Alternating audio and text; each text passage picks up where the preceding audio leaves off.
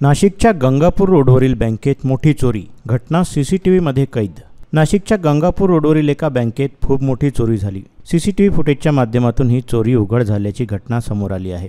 या संदर्भात तब्बल 4.92 कोटी रुपयांच्या सोन्याची चोरी झाल्याची नोंद करण्यात आली आहे। सोने तारण शाखेत ही चोरी झाली। ICICI फायनान्सच्या बँकेच्या लॉकरमधून ही चोरी झाल्याची घटना समोर आली आहे।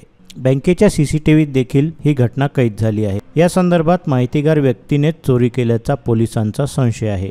करोडो रुपयांच्या सोन्याची अशा प्रकारे चोरी झाल्याने परिसरात खळबळ निर्माण झाली आहे।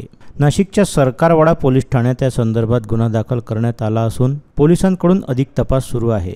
या संदर्भात वरिष्ठ पोलीस निरीक्षक सुरेश आव्हाड यांनी सांगितलं, वित्तीय संस्थेचं जे तिजोरी आहे मुख्य, ज्यामध्ये वेगवेगळ्या खातेधारकांकडून लोनच्या अगेन्स्ट जे तारण म्हणून दागिने ठेवलेले आहेत, ते त्या ब्रँचने एकत्रित मुख्य तिजोरी ठेवलेले होते, ते चोरी झालेले आहेत। मग आता आपण याबाबत काही इंटिमेशन ICICI बँकेला दिलेलं आहे का?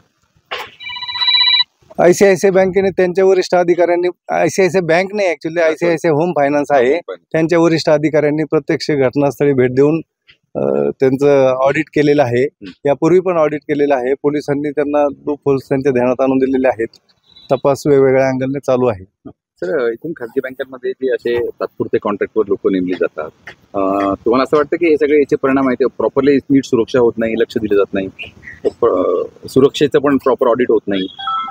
नाही, सुरक्षेचं ऑडिट घ्यायला पाहिजे, ते या बँकेने पण घेतलेलं आहे, पण जे कमी असेल ते त्यांच्या निदर्शनास आणून देऊ आम्ही। आणि अशी चोरी त्यांच्याकडे पहिल्यांदाच घडलेली। असं म्हटलं जातं की ही चोरी जी आहे ती संपूर्णतः सुनियोजित होती आणि तिथल्याच कुठल्या तरी माणसाचा याच्यामध्ये सुनियोजित पद्धतीने हात असण्याचं कारण आहे।